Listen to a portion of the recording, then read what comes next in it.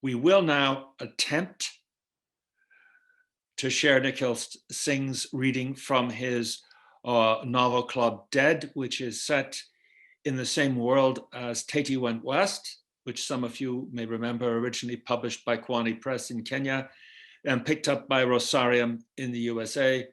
A real phantasmagorical rock and roll Alice in Wonderland set in a kind of exaggerated South Africa.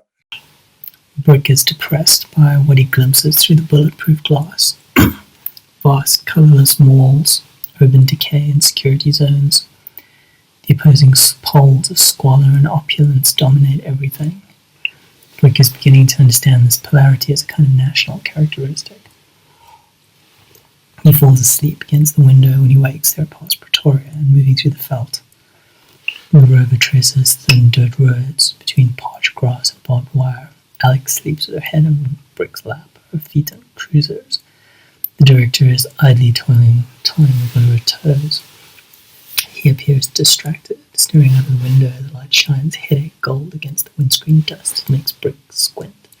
Takes a swig of warm, bottled water. How long? Brick asks. Hour and a half, I reckon. Cruiser replies. Did she sell you a screenplay? She tried. Cute. Very. What else do you talk about? How in love with Africa she is. Of course, Brick comments sarcastically, eyeing the barren slopes of sun-dead grass. I told her she should get a job at this place we're going, Cruiser says. They want cute girls to handle the cubs.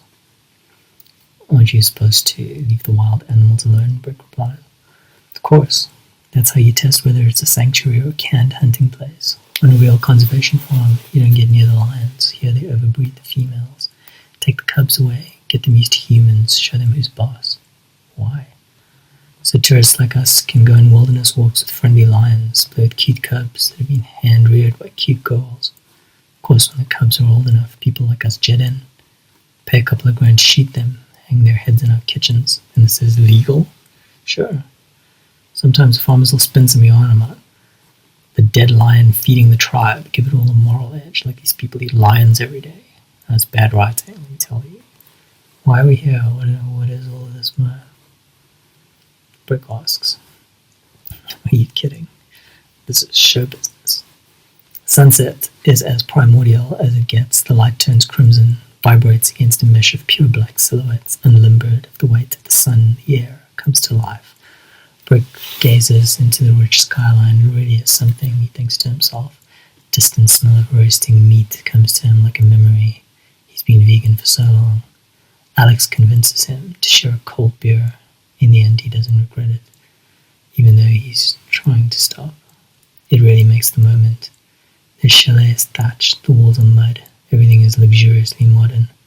She spots the floor tub and starts filling it. He stands on the veranda naked, facing the night, and now that he's here, the raw energy hits him in the gut. The ancient darkness is vivid with sound. Look at you, Mr. Iconic.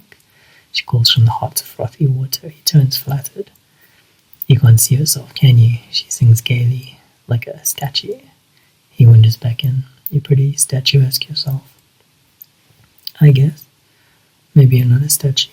Maybe you're an idol, like in a temple. Hey, let's Africanize me just because we're in Africa. I was thinking more Greek. You have that heroic thing. Africans don't. You know what I mean? I'm just kidding, you chuckle. He turns and sits. Cruiser mentions this lion situation. Her eyes light up.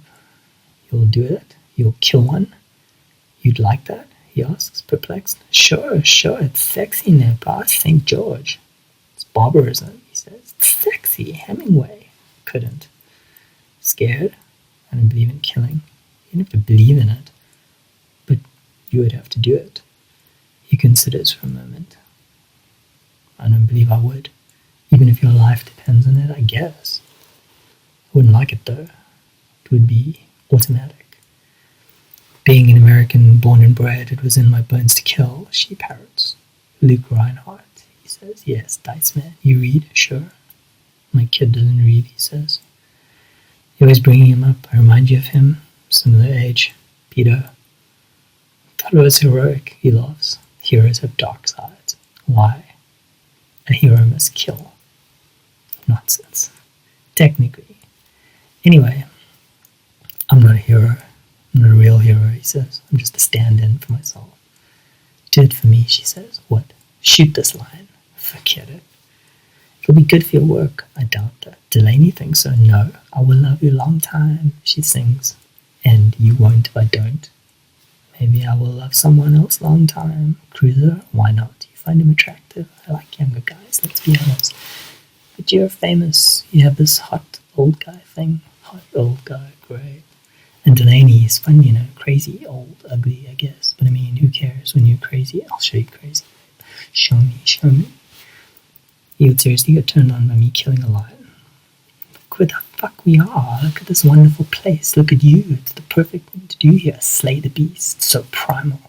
This is not a movie, he says. Well, it sure looks like one. Brick wakes before dawn. Goes out, breathes the chill air. He's craving another beer. He settles for bottled water. Within an hour, they're all awake, packed into an oversized Camelton Rover. A big red-skinned farmer called Westhazen joins them. He appears to be in charge. One of his rangers drives. Westhazen sells the resort. As they traverse a narrow track, he's friendly, but his eyes are blank. Talks about how guests can pet cubs, go for walks with friendly lions, everything Cruiser talked about earlier. Lumenstein, the movie producer, is courteous, friendly. His soldier friends observe quietly. Brick is sure that they're ex-IDF. They carry heavy .303 rifles. Cruiser does as well. Brick had refused the weapon allocated to him. After a while, the conversation deadens. The landscape has somehow managed to become even more desolate. One or two trees break the slopes, otherwise the area is featureless. Out of nowhere, they reach a high-security fence. It is manned by another khaki ranger.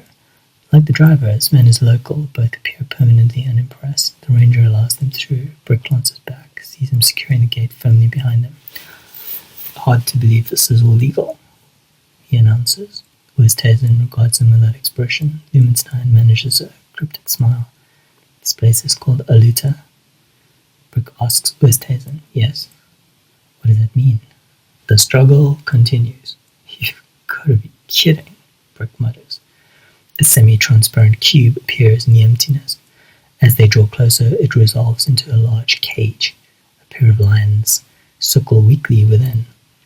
The animals are shackled at the neck to a concrete post.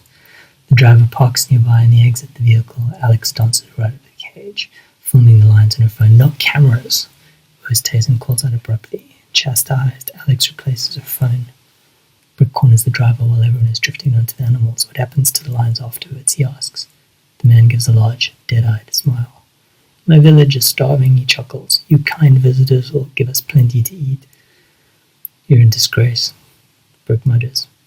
Turning away, he passes the younger IDF man, who is heading back to the car. The ex-IDF man. Brick watches him raise his rifle to the driver's head. Quietly he disarms the confused ranger. Brick turns in time to see the soldier's partner striking Westhazen across the face. Farmer's head turns, but the big man doesn't fall. When Brick reaches the group, Westhazen is looking grimly down the barrel of the rifle. Some blood spills down his craggy jaw. Cruiser has his arms around Alex. He's being protective. The girl seems invigorated by the turn of events. Lumenstein takes Brick aside. What's going on here, Shane? My friends, they were with an independent anti-poaching unit. Lumenstein explains. You work with these guys? Kind of. Westhazen is involved in a poaching operation. They're running out of the farm. We've had our eye on the lion situation for a while, of course, but we haven't any leverage until now. That's why we're here? Brick asks, confused. We needed access, Lumenstein explains. High-profile movie people are all access. I mean, everybody knows Brick Bryson. I see. You didn't think we were really going to shoot? No, of course not. They hear a dull thud. Turning, Brick sees Westhazen go down on one knee, spits out a tooth. The driver looks panicky, but no one is threatening him. What's going to happen? Brick asks. We'll close this place down, Lumenstein says. The law might not follow up on our evidence, so we want them to know that we have other means of applying pressure. Violence? I'm against violence, Lumenstein smiles politely. Behind him, his colleague managed to break one of the farmer's wrists. The Lions watch, unimpressed. When they get back, Alex disappears with Cruiser. Brick quietly packs his things. He pays one of the tour guide operators to take him back to Johannesburg. He's back in his hotel suite in Cape Town before the others even realize that he's gone. Wow. Okay, I wish Nikhil was here for me to say that was dead good.